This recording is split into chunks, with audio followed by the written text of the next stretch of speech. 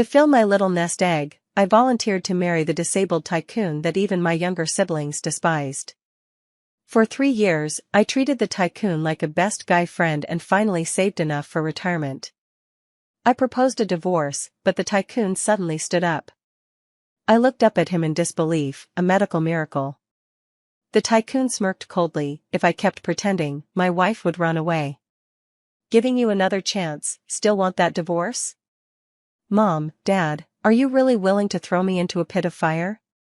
Yes, no matter how rich Grayson is, he's disabled. If sister marries him, her life will be ruined.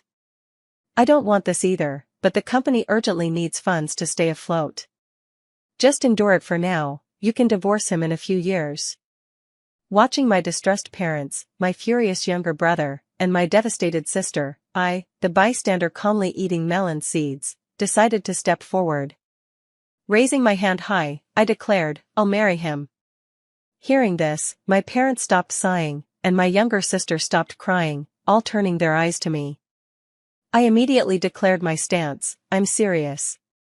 I don't believe in love. It doesn't matter who I marry, and marrying Grayson can help the family solve our urgent financial problems. Good girl, Dad praised softly.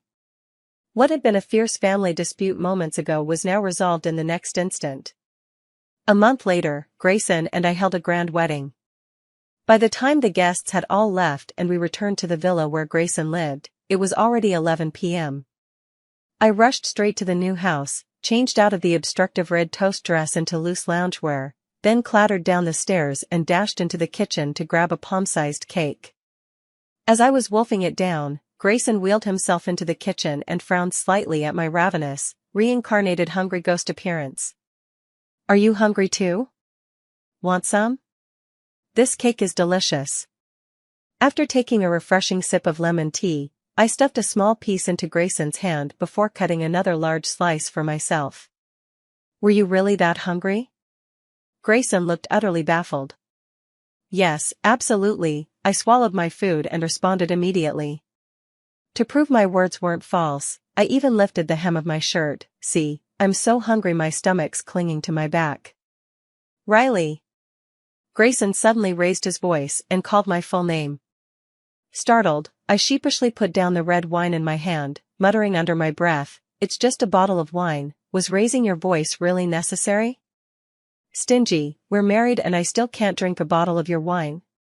Complaints aside, after Grayson finished his cake, I obediently pushed him back to the room.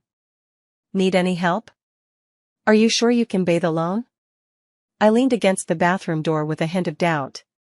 I can do it, you go out first. Grayson sounded a bit impatient. Alright, I'll leave the pajamas and towel here for you. The daily affairs concerning Grayson were originally handled by dedicated staff, but after I married in, it became inappropriate for them to freely enter this room, so the responsibility has now been transferred to me. I casually closed the door and lay down on the bed to play with my phone. The news of my marriage to Grayson even made it to the entertainment section. When I clicked on the comments, opinions were all over the place. Gotta admit, the bride and Grayson look pretty well matched in terms of appearance. Wah, my favorite ship has sunk.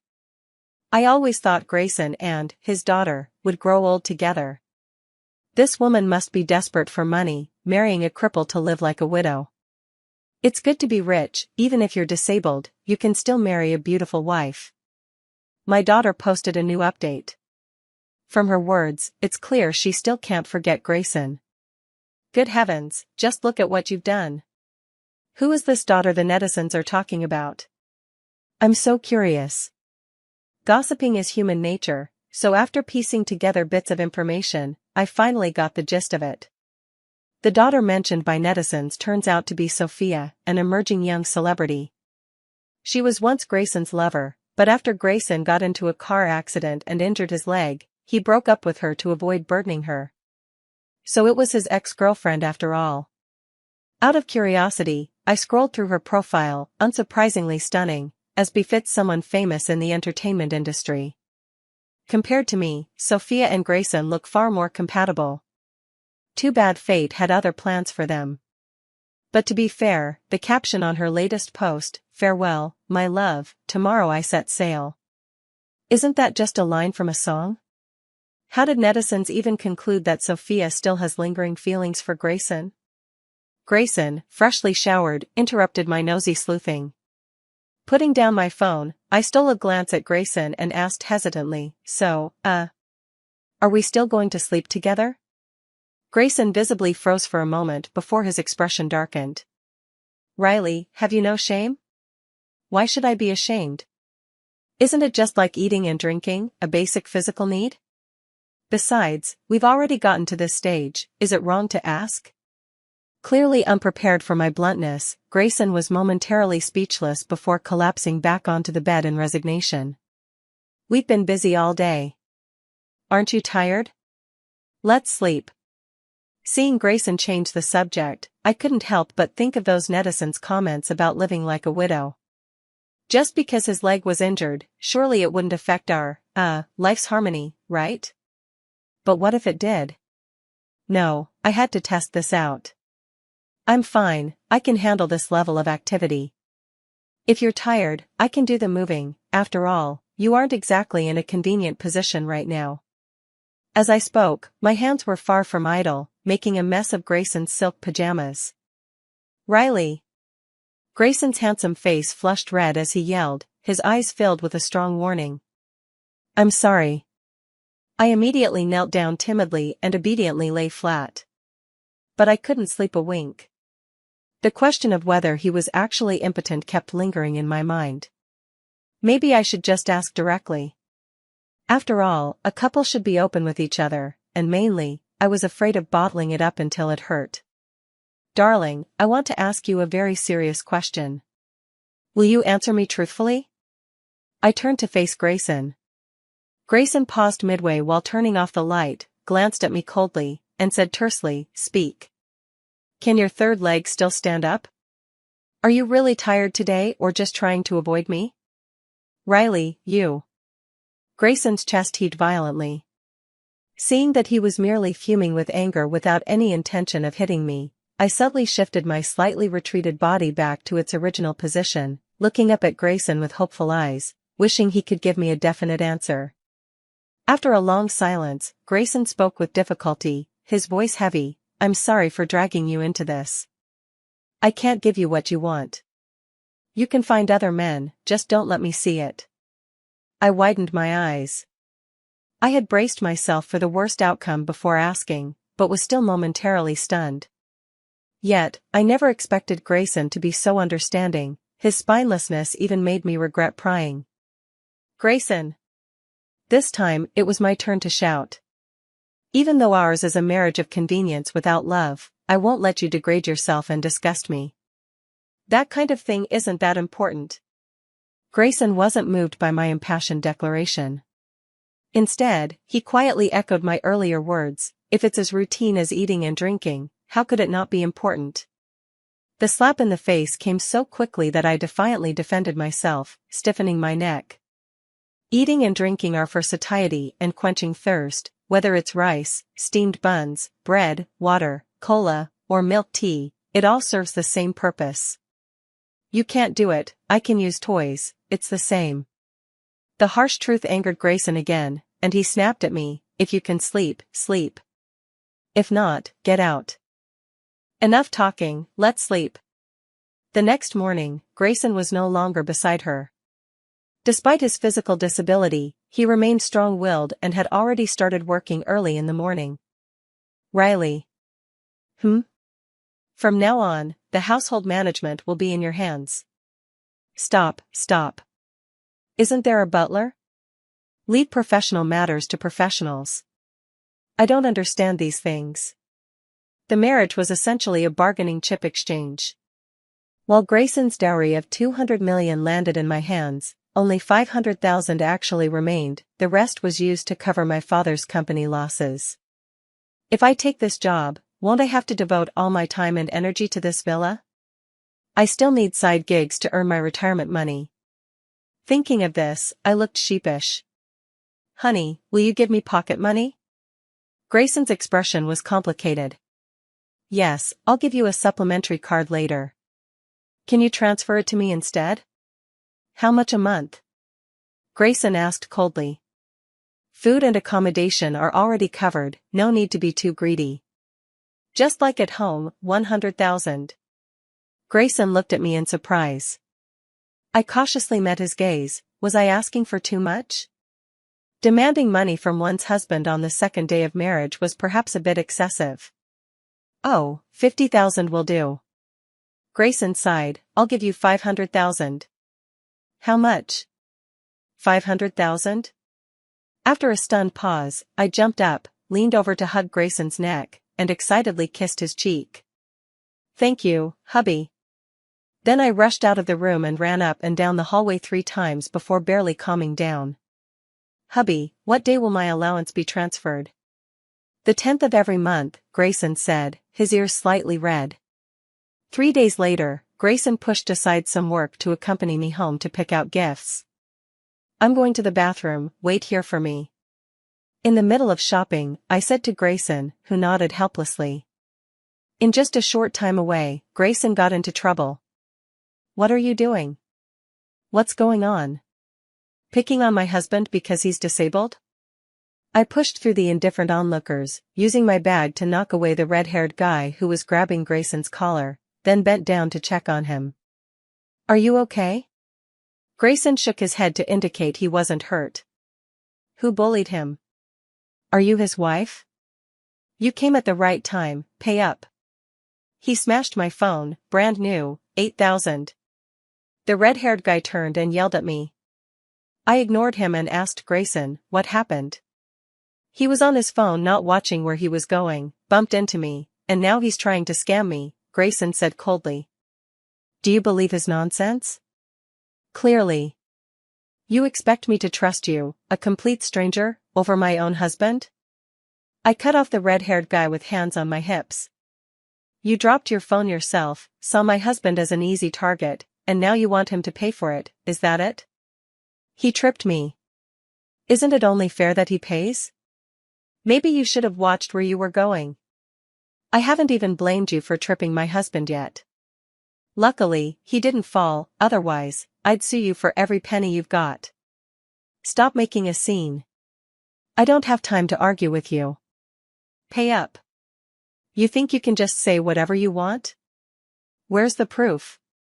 Don't slander me without evidence, or I'll sue you for defamation. Just as I was arguing heatedly with the red-haired guy, Grayson, who had been watching from the sidelines, tugged at my sleeve.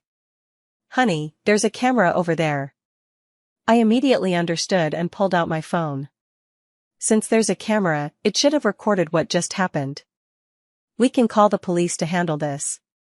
If it was my husband who hit you, we'll pay and apologize. But if you're faking it, you'll pay up and write a 3,000-word self-criticism. The red-haired guy's face instantly changed color.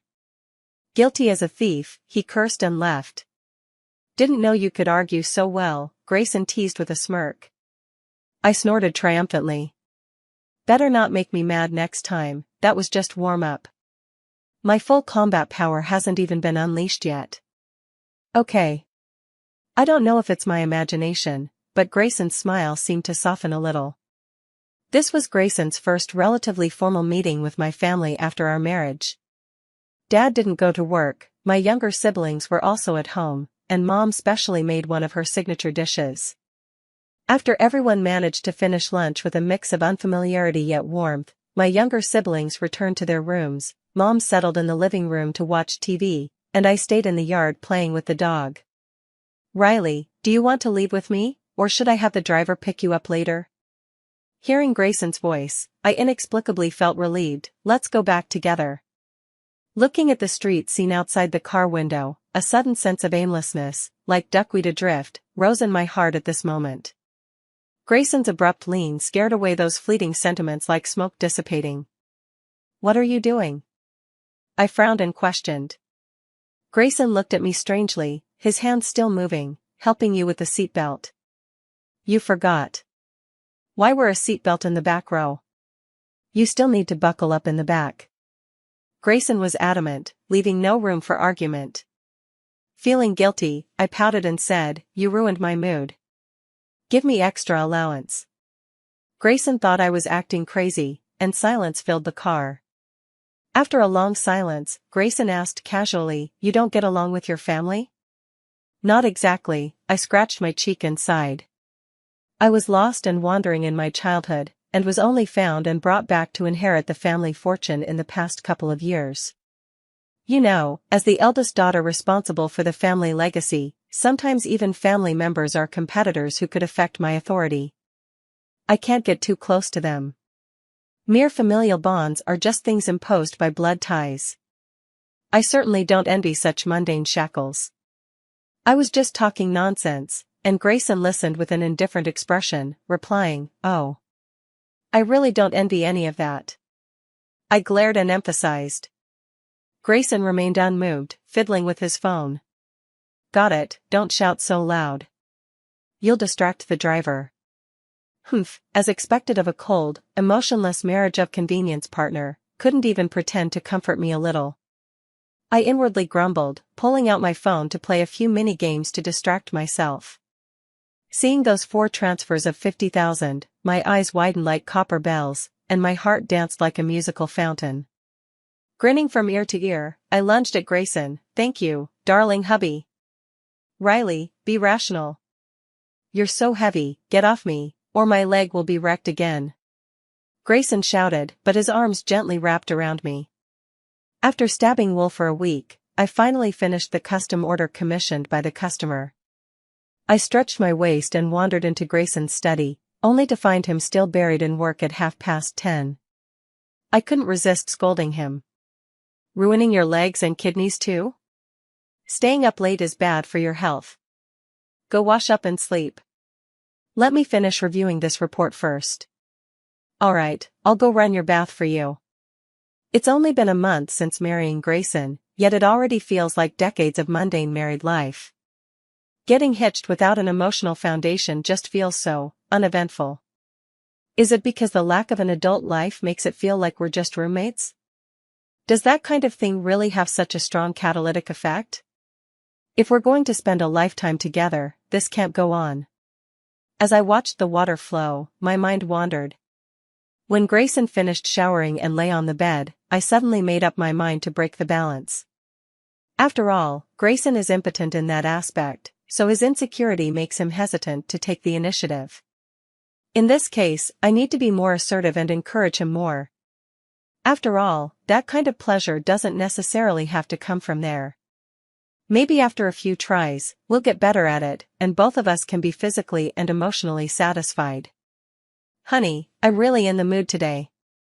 My voice deliberately softened as I took Grayson's hand and guided it downward. At first, Grayson seemed to short-circuit, then reacted as if electrocuted, quickly pulling his hand away. "I need some fresh air," he said, practically fleeing as soon as the words left his mouth. I rolled over and pinned him down, my gaze full of grievance, my tone aggrieved. "I want to be closer to you. If you keep avoiding me like this, do you not intend to spend this life with me?" Hearing my accusation, Grayson sighed softly and looked steadily into my eyes. "Riley, are you sure about this? No regrets?" I had already made up my mind before marrying Grayson. After living with him for these days, I felt that although he was physically disabled, his character was excellent, and walking the long path of life with him might not be such a bad thing. "Yes, no regrets." I nodded with a smile. The next day, Grayson suddenly said to me, "We're going to Grandpa's house tonight to celebrate his birthday. I'll have the driver pick you up at 5. Why didn't you tell me earlier?" "I didn't have time to prepare." "Prepare what?" "Makeup, manicure, hairstyling, choosing an outfit, and getting a gift for Grandpa." "I've already prepared the gift. Just go to Grandpa's house as you usually do. They won't judge you." Ugh, there's no reasoning with this clueless straight guy, Grayson. It's already 3 o'clock now, time is a bit tight, but it should still be manageable. After getting ready, I appeared before Grayson, who stared at me blankly. I smirked proudly, twirling in front of him, and asked expectantly, "Well? Am I not stunning?" That's not quite it, Grayson coughed lightly, averting his gaze with a slightly awkward tone, just a bit more feminine than usual. Your effort wasn't wasted. I shouldn't have asked you in the first place. An old mountain hog can't appreciate fine grains, humph. I turned and stomped into the car in a huff, missing Grayson's doting, indulgent smile. Grayson's mother passed away early, and not long after, his father remarried and had more children. As the saying goes, with a stepmother comes a stepfather, and the already frail father-son bond was further strained by the frosty presence of the stepmother and her child. Young Grayson was dumped at his grandparents' house, losing his father's warmth forever, only receiving an icy $5 million every year. That's what Grandma told me. The old lady loved me for the sake of her grandson and gifted me a set of undoubtedly expensive jewelry. Unable to refuse, I reluctantly accepted. After coming downstairs, Grayson approached me and asked, "What did Grandma say to you?" "Lady's business, none of yours." I cheerfully wheeled Grayson into the living room to watch the news with Grandpa, enjoying the harmonious scene until Grayson's father and his entourage interrupted. "Your gesture is appreciated, I know you're busy. If you have things to attend to, you may leave. Grayson and Riley are here to keep me company."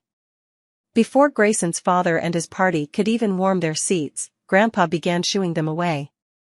Mason, Grayson's younger brother, sensing the tension, quickly stepped in with a smile to ease the situation. "Grandpa, you're joking. I know you blame Dad for not visiting often, he's genuinely busy usually. But today's your birthday, so he deliberately postponed work to be with you and even spent a long time personally selecting a gift." The relationship between Grandpa and father wasn't great, but after all, they were father and son. With a humph, Grandpa's attitude softened. The living room atmosphere was too oppressive, so I quietly slipped out to the balcony on the second floor, planning to stay there until dinner. But this peace was soon disrupted. "Sister-in-law, admiring the moon alone here?" I didn't want to chat with Mason, so I gave a faint hoping he'd take the hint. "The moon doesn't hold a candle to you, just look in the mirror and see for yourself." Ugh, my inner voice let out a groundhog scream, his disgusting words sending shivers down my spine. Most people, when ignored, would either fall silent or awkwardly walk away. But Mason was clearly a jerk, he just doubled down. "My brother is so lucky to marry such a beauty. I might never find a woman as gorgeous as my sister-in-law in the future," he sighed. "Sister-in-law, you have such a great figure. Do you work out often?" Mason leered at me with a frivolous look. "Some people are just trash at first sight." I couldn't take it anymore and slapped him. "An elder brother is like a father, and a sister-in-law is like a mother. How dare you flirt with your own mother?" Mason was completely caught off guard by my slap. Holding his cheek with one hand and pointing at me with the other, he stammered in shock and anger, You. What? You wanna hit me?" I stood on tiptoe and thrust my face forward. "Go ahead, take your shot. If you dare lay a hand on me, I'll wail like a banshee and tattle to the elders. I won't stoop to arguing with a shrew." He ground his teeth before storming off. Bad luck, I spat at Mason's retreating figure, then turned to see Grayson in the courtyard. The shadows of the trees made his face look unnervingly grim. "Is the plan proceeding smoothly?" "Find an excuse to lower the price further. They're not in a hurry to sell, wait until they've bought up everything. Put other matters aside for now and shift your focus here. No accidents, I just want to wrap things up ahead of schedule." I got up in the middle of the night to use the bathroom and heard Grayson talking to someone. Curiosity overcame my drowsiness, so I stepped out of my room to investigate. Grayson, who was on the phone in the corridor, heard footsteps behind him and turned his wheelchair around. Seeing it was me, his guarded expression relaxed slightly. "Did I disturb you?" he asked. I shook my head. "No, I woke up needing to pee." Grayson was momentarily speechless. I pushed him back to the room. After exchanging a few brief words, Grayson ended the call. "What's with this, the weather's turned cold, let's bankrupt Mason expression of yours?" I eyed Grayson suspiciously.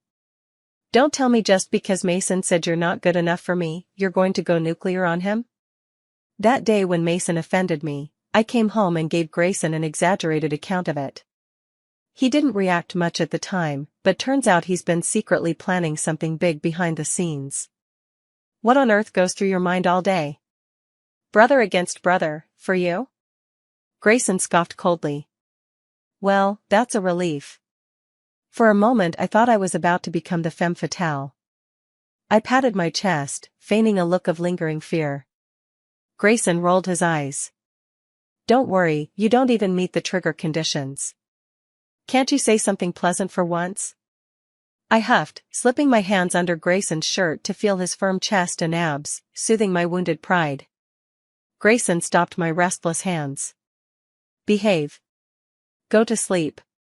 I obediently murmured, oh, then after a moment of silence, softly called, husband. Should we leave some retirement money for Dad? I cautiously suggested.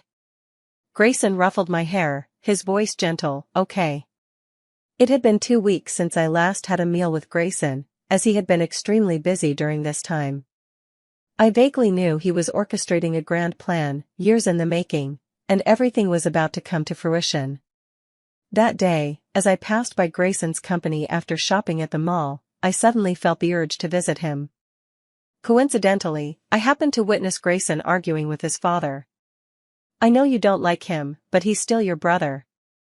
Are you really going to stand by and watch him die? Just 80 million, could you really not spare that? Once Mason gets through this difficulty, he'll pay you back. It's not like he won't sign an IOU.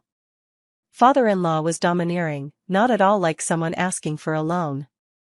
Father overestimates me. I'd love to help my brother, but I'm powerless. The company's finances have been tight for a long time, and I'm already at my wit's end. Grayson wore a distressed expression. The moment I ask to borrow some money, you start crying poverty. Brothers should support each other. As the older brother, you should set an example. After we're gone, he'll be your only family. If you don't help him, who will? Think of a way. Father's authority didn't work, so the old man resorted to emotional blackmail. He's in trouble, and you're so concerned. But when I'm in trouble, I never see you do anything for me. Am I not your son? Figure out a way to save Mason yourself, take out a loan, sell your company, house, or car, just don't bother me with it. Grayson looked annoyed as he ordered the guest to leave. How could I have such a heartless son? Seeing Grayson's resolute attitude, my father-in-law said these words in an utterly disappointed tone before striding away. 2 minutes passed before I quietly emerged from around the corner. In the office, Grayson's silhouette looked somewhat lonely, and I couldn't tell what he was thinking as he faced the vast floor-to-ceiling window.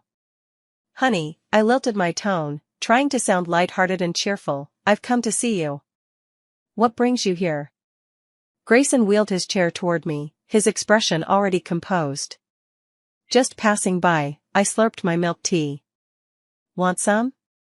It's the new flavor. Grayson took several large sips with a look of disgust. After hesitating for a while, I couldn't help but tentatively ask, I saw Dad earlier. What did he come to talk to you about? He came specifically to scold me for Mason's sake. I didn't expect Grayson to be so frank, I thought he'd try to brush me off. Does it upset you? A little. I stretched out my hands, do you want a hug?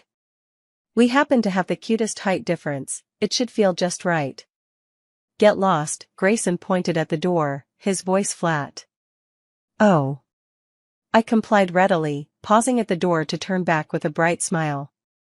Come home for dinner tonight. I feel a bit lonely by myself. Grayson replied haughtily, we'll see. I'll come back if I have time. Riley, is that your husband? My best friend tugged my arm, and I followed her gaze. It was indeed Grayson. A rare gentle smile rested on his usually expressionless face. The woman sitting across from him somehow felt familiar even behind oversized sunglasses. My friend assumed Grayson was cheating and kept venting on my behalf. I knew he wouldn't, he simply didn't have the means. But then I saw the news after getting home, and I couldn't hold it together anymore. Paparazzi captured Grayson having dinner with his ex-girlfriend Sophia. Most comments are shipping them as a couple, completely forgetting that Grayson is already married. Even the few who remember this fact are fantasizing that Grayson entered the entertainment industry to protect and support Sophia, silently watching over her even if they can't be together. A sweet and perfect love is what everyone hopes for, but a bittersweet, deep-rooted romance is even more talked about. Imagining Grayson's handsome face with that gentle smile, he must truly love Sophia, right? I never should have been Grayson's wife. There's no love between us, only mutual benefit. Stepping aside now to let them have their happy ending isn't too late. I quietly placed the divorce agreement on Grayson's office desk in his study. Over the past 3 years, I've saved enough for retirement and am willing to leave with nothing. Riley, you're divorcing me? Grayson frantically wheeled his chair to find me and slammed the divorce agreement in front of me. It was the first time I'd seen him in such a furious rage. The sheer intensity was truly intimidating, and I was a little scared. Yeah. I stammered nervously. Grayson clenched his fists, his face dark and his gaze sharp as he stared at me. Why? Watching Grayson suddenly leap to his feet, my emotions shifted from shock to confusion, and I muttered to myself, a medical miracle, huh? Divorce talk really works wonders? Your legs are better? Really? I shifted to get out of bed and check Grayson's legs, but with a single push, he pinned me down again, staring down at me with a cold smirk. Keep pretending, and your wife will really leave. One last chance, divorce, still on or not? I'm not leaving, I shook my head vigorously. Why did you want a divorce? The deep, questioning tone snapped me out of my daze completely.